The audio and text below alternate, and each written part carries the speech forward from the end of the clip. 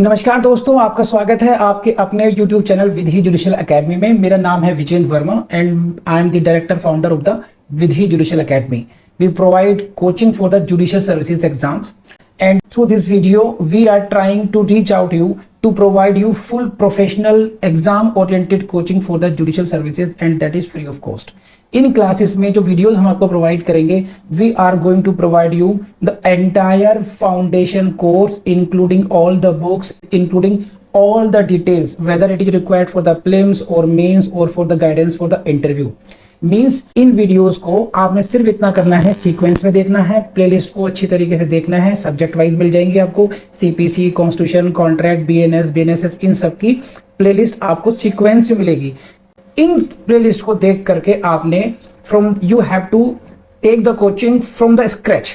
First video से लेके last video तक आपने करना है। उन्हीं वीडियोस में आपको गाइड किया गया है कि किस तरीके से आप किसी को कोई सा particular provision, section, sub section उसको प्रीलिम्स के लिए पढ़ना है क्या, मेंस के लिए पढ़ना है क्या, और उसके किस तरीके से नोट्स करने चाहिए, कैसे आपको रिवीजन करना चाहिए। इन्हीं वीडियोस में डिटेल में गाइडेंस आपको मिलेगी।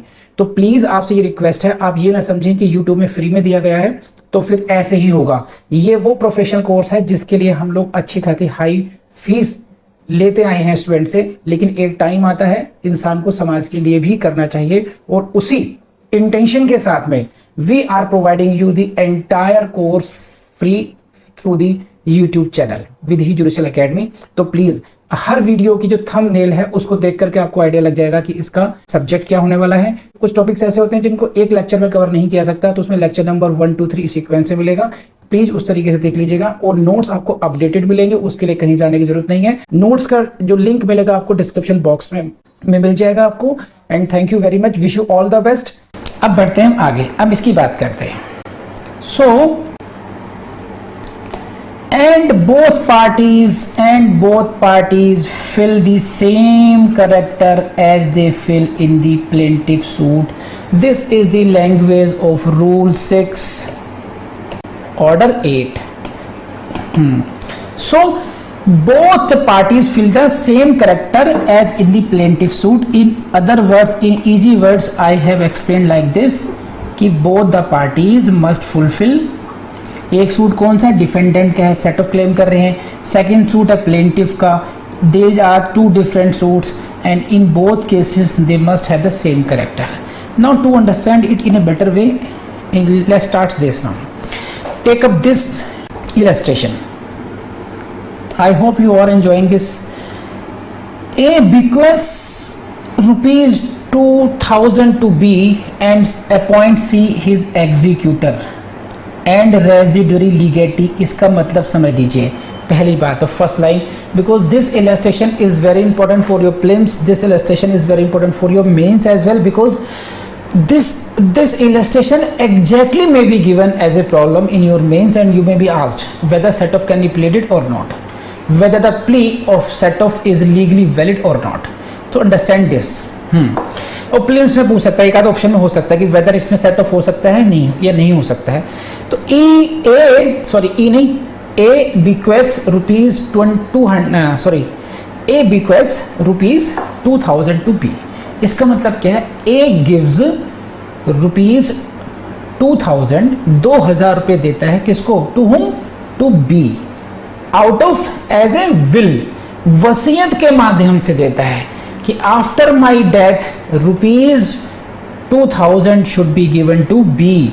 And who will give you this, I am appointing this C. C is my executor, C will give you rupees 2000, C आपको 2000 रुपये दे देगा। तो ऐसे मान लीजिए अरशान है, ये अरशान की नानी ने कहा, अरशान की नानी ने कहा कि देखो बेटा अरशान, मैं तुम्हारे लिए बहुत बड़ी रकम छोड़ के जा रही हूँ, पूरे 2000 रुपये तुम्हें मिलेंगे, लेकिन मेरे मरने के बाद मिलेंगे तुम्हें। और देखो 2000 रुपये तुम्हें डायरेक्ट नहीं मिलेंगे, ये मैं शाहीन को अपना एग्जीक्यूटर बना के जा रही हूँ। शाहीन इज द एग्जीक्यूटर का मतलब क्या हुआ कि विल में जितनी भी मेरी चाहते हैं कि ऐसा होना चाहिए, मेरे पैसे यहाँ खर्च होने चाहिए, इतने ऐसे से बैठना, उस सबको एग्जीक्यूट कौन करवाएगा, सी कराएगा, शाहीन करवाएगी, और शाहीन को ही बची कुची सब रकम मिलेगी। इसका मतलब क्या, शी इज रेजिडोरी लीगेटी। रेजिडोरी लीगेटी का मतलब यह है कि जो बच जाएगा बांटने के बाद में, जो कुछ बचा कुचा होगा वो शाहीन का होगा, तो रेजिडोरी लीगेटी, ये हुआ इसका मीनिंग है। ठीक, so see the board. A bequeaths 2000 to B and make C as executor। I believe कि ये समझ में आया होगा। अब आगे बढ़ते हैं। B dies, B dies it means जिसको 2000 मिलने थे, and D takes out administration to B's effects। जिसको 2000 रुपये मिलने थे आउट ऑफ विल, भाई साहब वो तो गए, अल्लाह को प्यारे हो गए। ठीक है, अब इनका जो लीगल रिप्रेजेंटेटिव आ गए हैं डी, यानी कि जो 2000 रुपये क्लेम करेंगे अब ये डी करेंगे। किससे करेंगे? सी से करेंगे। डी कौन है? हो गए वे, he is the legal representative of B and therefore sues C for the legacy का मतलब 2000 रुपीज के लिए इसको सू करते हैं। ये बात समझ में आ रही है? कहानी समझ में आ रही है? किसको मिलने थे 2000 रुपये? बी को मिलने थे। क्या हुआ बी के साथ? अल्लाह को प्यारे हो गए। अब कौन आया? बी के प्यारे आ गए, डी आ गए कि देखो प्यारे, मैं तो जा रहा हूं ऊपर, लेकिन तुम 2000 रुपये मत छोड़ना शाहीन के पास। ये रहे 2000 रुपये, तुम रिकवर करोगे, चाहे तो तुम्हें सू करना पड़े, तुम्हें मुकदमा करे भले। इसे कहते हैं सूट फॉर लीगेसी। तो this is the suit for legacy for 2000। So D who is the representative of B is suing now C for rupees 2000 यानी कि लीगेसी अमाउंट के लिए। हाँ या ना बताइए। नाउ आगे बढ़ते हैं। C pays rupees 1000 as surety to D। Please read this line very carefully। C ने पेमेंट कितना करा है? 1000 रुपये। किसको किया है? D को किया है। और किस कैपेसिटी में क्या है? As surety of D. D की जमानत देने के लिए भाई साहब को पैसे खर्च करने पड़ गए थे कभी। तो अब क्या होगा? C has a right to recover that amount from D, लेकिन इन पर्सनल कैपेसिटी। समझ रहे? अब जब ये मुकदमा हुआ, डी ने जो मुकदमा किया सी पर, वो क्या किया? फॉर लीगेसी किया 2000 के लिए। कि यहां पर डी कौन है? यहां पर ये डैडू नहीं है, यहां ये इंस्पेक्टर हैं, यहां ये प्रिंसिपल हैं, यहां पर ये लीगल रिप्रेजेंटेटिव हैं बी के, LR ऑफ बी। बात समझ रहे हैं? तो इनकी जो कैपेसिटी है डी की, वो यहां पर पर्सनल कैपेसिटी नहीं है। यहां पर डी की जो कैपेसिटी है, जो करेक्टर है इन हिज सूट, वो कौन सा हुआ? As the LR of B.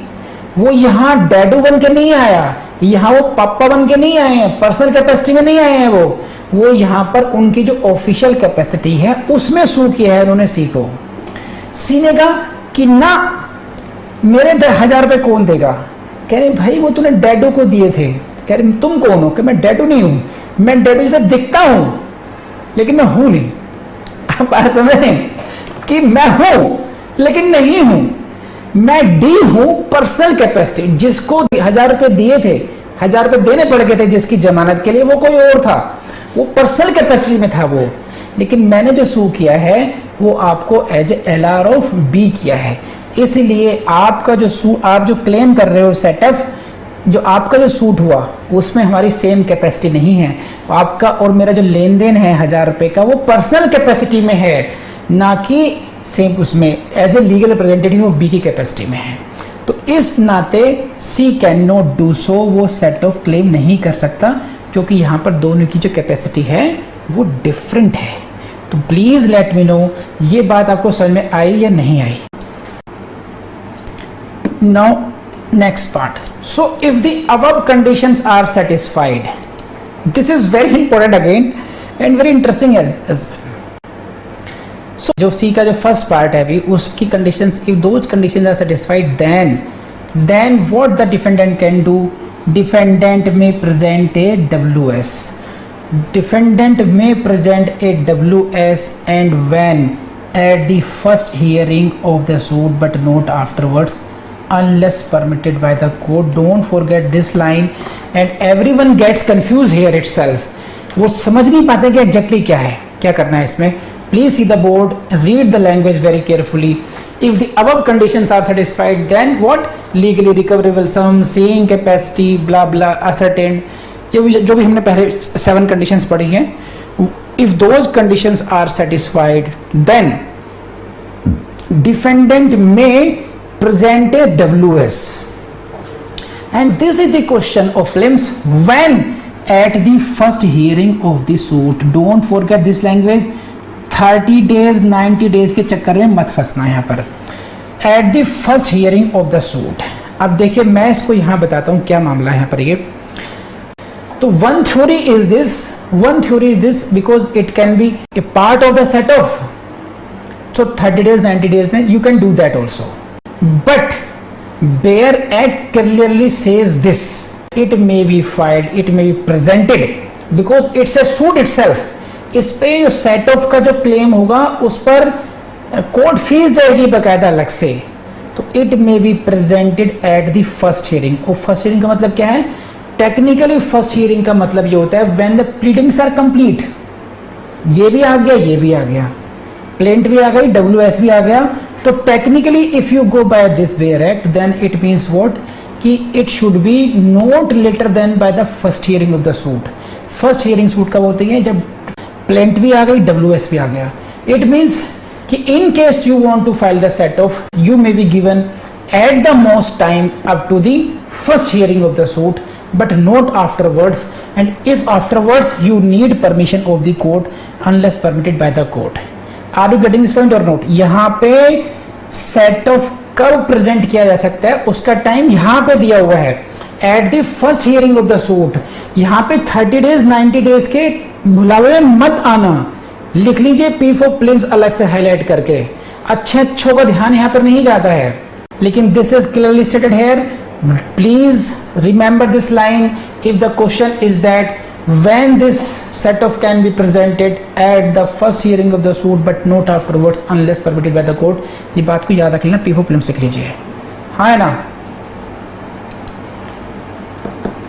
And now come to the second part. ये I have explained you in the very initial stage of the lecture. Effect of set of के बारे में again ये direct language को पढ़ के समझाता हूं. तो WS यानी कि written statement shall have the same effect as a plaint in the cross suit. P for prelims ये बात कहां लिखी है? WS containing set of.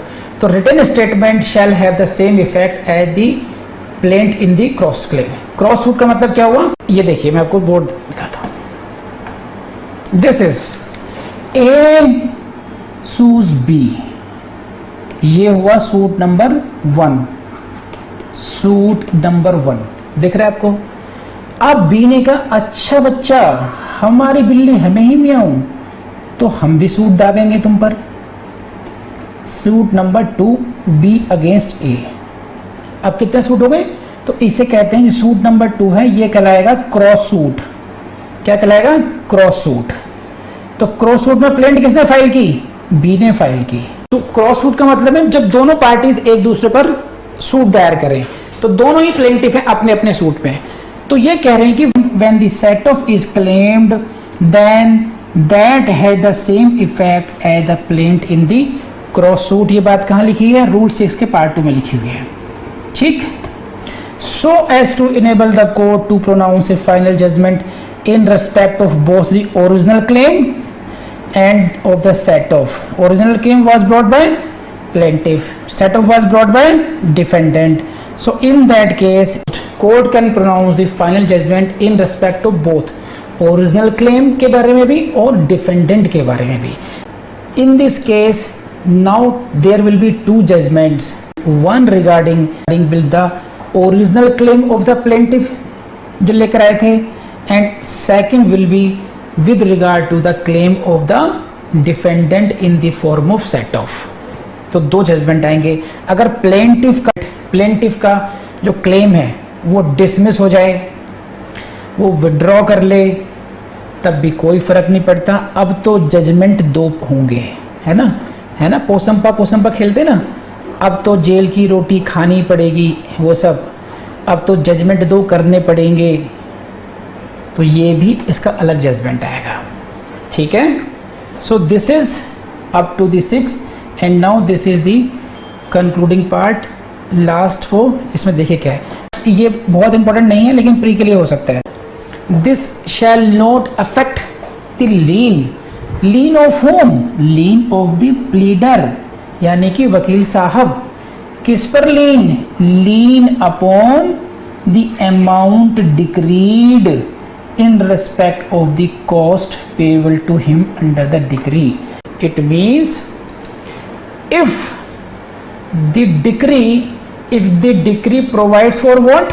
Cost किसकी? Cost payable to him, जो वकील साहब हैं, अगर उनको कोई कॉस्ट दिलाई जानी है उस सूट में से, तो उनका जो लीन होगा, उनका जो उस पर कर्ज माना जाएगा, वो इससे प्रभावित नहीं होगा, सेट ऑफ के रूल से नहीं होगा। इट मीन्स व्हाट, कि सेट ऑफ करने से पहले भाई पहले उनकी पेमेंट करनी पड़ेगी आपको। इसका मतलब ये हुआ, वकील साहब ने केस लड़ा, ठीक है, इधर बेचारे इनकी भी सुनी उसकी भी सुनी, और बाद में सेट ऑफ करके घर बैठ जाए, तो एज एडवोकेट मैं कहाँ गया, हाँ मेरे लोन कौन देगा, कहाँ, हु विल प्रोटेक्ट मी? तो I will be protected by this part of the rule 6, that my lien shall not be affected, my lien as a pleader on what, on the amount decreed, जो amount हुआ था decreed, मतलब जो court ने कहा कि इतना amount दिया जाएगा, मान लो 1000 रुपए दिए जाएंगे और वकील साहब का कितना लीन बनता था, 200 रुपए, तो पहले दो 200 रुपए इनको, बाकी बातें बाद में होंगी। So the lien of the pleader shall not be affected. This is the question for prelims, mains में नहीं पूछेंगे आपसे, यस और नो। And this third, 6 की third, the rules relating to the WS by the defendant. The rules relating to the WS by the defendant apply to written statement in answer to the claim of set off. समझे कि नहीं? Set of क्या मतलब हुआ, इसको ऐसे समझते हैं। देखिए, ये रहे ई बाबू, इन्होंने फाइल किया सूट अगेंस्ट बी, इन्होंने फाइल किया सेट ऑफ फाइल हो गया। अब इसका रिप्लाई कौन करेगा, ए विल रिप्लाई। अब ए जो रिप्लाई करेंगे उससे क्या कहेंगे, उसको भी कहेंगे WS कौन सा, WS in answer to the claim of set off. तो इन पर कौन से नियम लागू होंगे, कौन कौन से नियम पढ़े WS के? रूल 1 कौन सा था, 30 days, 90 days, 1A document, 2, 3, 4 specific denial, evasive denial, वो सारे रूल्स इन पर भी लागू हो जाएंगे। A written statement, the rules relating to the written statement by defendant apply to WS in answer to the claim of set off. कैसे समझेंगे, ये समझेंगे। अरशान भाई साहब ने एक सूट फाइल किया, अरशान भाई साहब ने एक सूट फाइल किया, ही इज अरशान एंड ये है नूर जहां, सही है, नूर जहां मैडम के खिलाफ, ये हो गए प्लेंटिफ, ये है मैडम डिफेंडेंट। सूट फाइल कर दिया अरशान भाई साहब ने और चिल्लाने लगे खड़े होकर के कि मैडम 30 डेज के अंदर WS फाइल हो जाना चाहिए, पढ़ लेना रूल जा करके, मैंने पढ़ रखा है, 90 डेज में हो जाने चाहिए, डॉक्यूमेंट दे देना सब, वरना बता दूंगा आपको, मैं डीम्ड एडमिशन के चक्कर में मत फंसना, आर्ग्यूमेंट करूंगा बहुत स्ट्रॉन्ग। सारे रूल्स पढ़ा दिए नूर जहां को WS से रिलेटेड। नूर जहां ने चुपचाप एक सेट ऑफ घुसा दिया उसमें कि ले बेटा तू भी सेट ऑफ ले आओ। अब सेट ऑफ का रिप्लाई करना पड़ेगा किसको, अरशान को। अब नूरजा कहेगी कि बेटा जो रूल तुम मुझे पढ़ा रहे थे ऑर्डर 8 के, कह रहे मैं तो प्लेंटिफ हूं, कह रहे ना तू प्लेंटिफ होगा अपने केस में। अब जो मेरा सेट ऑफ है, मेरे सेट ऑफ का रिप्लाई तू ऐसे करेगा जैसे तू भी जैसे डिफेंडेंट है। एंड नाउ ऑर्डर 8 बेटा अरशान तुम पर भी अप्लाई हो चुका है, समझे, order 8। So you will have to follow all the rules as a defendant have to follow in a suit, because now you, for my set of, your status is of a defendant. Now I am defendant in your original claim and you are defendant in my set of claim. So rules of the defendant written statement will be applicable in both cases. तो आई believe कि अब आपको समझ में आया होगा, कहानी से भी समझ में आ गया होगा, एग्जाम्पल से भी समझ में आया होगा। नहीं तो बताओ फिर मैं अमिताभ बच्चन को लाना पड़ेगा वैसे। सो अब ये अच्छी तरीके से सब समझा दिया गया। WS क्या होगा सब, this is rule 6 over now from my side, and topic of legal set off is complete from my side. In the next class I will take up the issue of equitable set off, and then we will start the topic of counter claim, and in that also we will differentiate between the set off and the counter claim. And bye bye for today. बहुत detail में पढ़ाया गया है और बहुत technically पढ़ाया गया है, बहुत इंपॉर्टेंट है आपके लिए। बस आपसे यही कहूँगा कि अगर ये वीडियो आपको पसंद आए तो अपने दोस्तों से शेयर करना जो नहीं भूलेंगे आप लोग, लाइक भी कीजिएगा और कमेंट भी कीजिएगा।